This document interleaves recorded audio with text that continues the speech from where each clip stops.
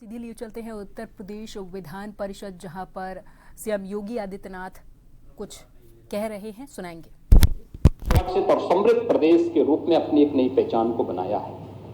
हमारा लक्ष्य है 2029-30 में आदरणीय प्रधानमंत्री जी के विजन के अनुरूप उत्तर प्रदेश को $1 ट्रिलियन की इकोनॉमी के रूप में स्थापित करना, और इस दिशा में हम लोगों ने अपना बजट भी सदन में प्रस्तुत किया है। बजट के बारे में समाजवादी पार्टी अच्छा नहीं बोल पाई, क्योंकि बोलने उनके लिए अच्छा करने के लिए समय नहीं है।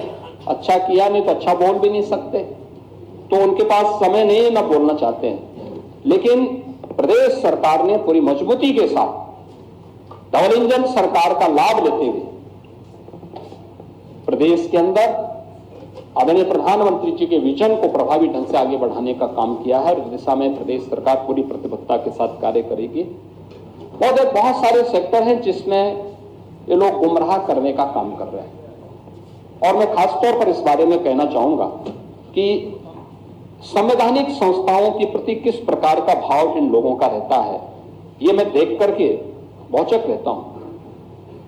मैं देख रहा था समाजवादी पार्टी के नेताओं का बयान, और उनके उसको एक तो जातीय संघर्षों को बढ़ावा देना, आपस में लड़ाना, जैसा कि इन्होंने अपने एजेंडे का एक हिस्सा बना दिया है। समाज में जाति विस्मरण करना, आपस में लड़ाना, आस्था का अपमान करना, गुंडागिर्दी और अराजकता को बढ़ावा देना, ये सब तो कर ही रहे हैं।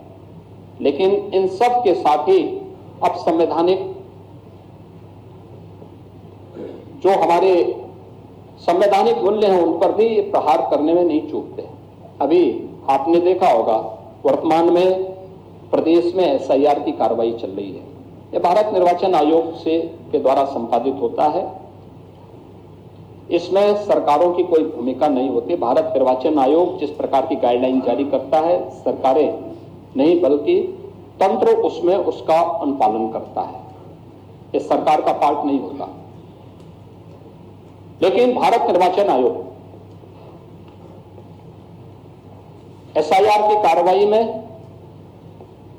ईएसटी में एब्सेंट, डेथ एंड शिफ्टिंग 2,88,00,000 से अधिक लोग या तो अनुपस्थित पाए गए, या मृत पाए गए, या फिर शिफ्टिंग है। हमें आश्चर्य होता है कि समाजवादी पार्टी का ये वोट, समाजवादी पार्टी इसको जबरदस्ती अपना वोट बैंक बना करके इनके नाम पे फर्जी पोलिंग करती थी, और इसीलिए चिल्ला रही है कि फॉर्म 7 के नाम पर फर्जी काम हो रहा है। देखिए, तो व्यवस्था एक बनाई है भारत निर्वाचन आयोग ने कि फॉर्म 7 यानी 3 प्रकार के फॉर्म दिए गए। फॉर्म 6 नाम चढ़ाने का, फॉर्म 7 नाम काटने का, और फॉर्म 8 कोई संशोधन प्रस्तुत करना है तो इन सबको लेकर। फॉर्म 6 हो, आपको प्रमाण देना पड़ेगा कि मैं यहां का मतदाता हूं। कोई नया मतदाता है, फॉर्म 6 भरेगा। फॉर्म 7 किसी को नाम कटवाना हो, किसी का नाम कटवाना हो, फॉर्म 7 आप भरिए। लेकिन अगर कोई व्यक्ति फॉर्म 7 भर रहा है तो जिसके नाम का भरा जा रहा है वह व्यक्ति, उसके लिए अगर वह व्यक्ति फिजिकली प्रेजेंट हो जाता है तो ये अपने आप फॉर्म कट जाता है। मैं नहीं समझ पा रहा हूं कि इसमें चिल्लाहट की कौन सी बात है और आरोप प्रत्यारोप की कौन सी बात है। और जिस तरीके से इनके पदाधिकारी और इनके कार्यकर्ता बीएलओज के साथ में इस पूरी प्रक्रिया के साथ जुड़े हुए लोगों के साथ दुर्व्यवहार कर रहे हैं, मारपीट कर रहे हैं, ये शोभा नहीं देता है। संवैधानिक संस्थाओं की अवहेलना है, उनका मजाक है, उनका अपमान है। और मुझे लगता है कि अगर हम भारत के संविधान की शपथ खाते हैं तो संवैधानिक संस्थाओं के प्रति सम्मान का भाव भी हमारे मन में होना चाहिए। उनको हम पूरा सम्मान दें, हर प्रकार से आदर का भाव उनके प्रति रखें। लेकिन ये नहीं हो सकता है कि अपने अनुरूप हम संवैधानिक संस्थाओं की परिभाषा करें और उनको गढ़ने का काम करें। ये कतई और किसी भी स्थिति में स्वीकार्य नहीं हो सकता है। और इसीलिए मैं समाजवादी पार्टी से कहूंगा, क्योंकि यहां पे विधान परिषद में मुख्य प्रतिपक्षी पार्टी के नाते उनको कम से कम कांग्रेस से सबक सीखना चाहिए। विधान परिषद तो कांग्रेस विहीन हो गया है। अगर आपको भी यहाँ पर या विधानसभा में समाजवादी पार्टी विहीन बनना है तो फिर इस प्रकार के अनर्गल प्रलाप करिए। महापुरुषों का अपमान करने की जो प्रवृत्ति है संविधान पर उंगली उठा करके, इसको करिए। अन्यथा मेरा आप सबसे विनम्र आग्रह होगा कि कोई भी इस प्रकार का आचरण न करें जो समाज में विद्वेष की स्थिति पैदा करता हो।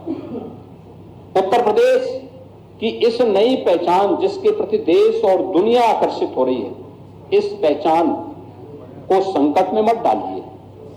प्रदेश को आज अपनी इस विकास की यात्रा के साथ आगे बढ़ने के लिए एक जिम्मेदार विपक्ष के रूप में अपनी भूमिका का निर्वहन करेंगे तो मुझे लगता है कि प्रदेश की जनता इसके प्रति आपको भी सम्मानित करेगी। और मैं आप सबसे अपील करूंगा कि आज जो इस उच्च सदन में प्रदेश के 2026-27 के लिए आदरणीय हमारी राज्यपाल महोदया ने अभिभाषण के माध्यम से संवेद सदन को जो संबोधन दिया है, उसके प्रति हम सभी मिलकर के आभार व्यक्त करें, उनके प्रति धन्यवाद ज्ञापित करें कि उन्होंने आकर के संवेद सदन को संबोधित करके सरकार की योजनाओं के बारे में और सरकार की उपलब्धियों के बारे में विस्तार से अवगत कराने का प्रयास किया है। मैं इस शब्दों के साथ महामहिम राज्यपाल के प्रति आभार व्यक्त करता हूं और पूरे सदन से, उच्च सदन से अनुरोध करूंगा कि वह महामहिम राज्यपाल जी के प्रति वह भी सर्वसम्मति से धन्यवाद प्रस्ताव को पारित करते हुए इस सदन से इसे सर्वानुमति से पास करते हुए उनके प्रति धन्यवाद ज्ञापित करें। सभापति जी, आपको मैं बोलने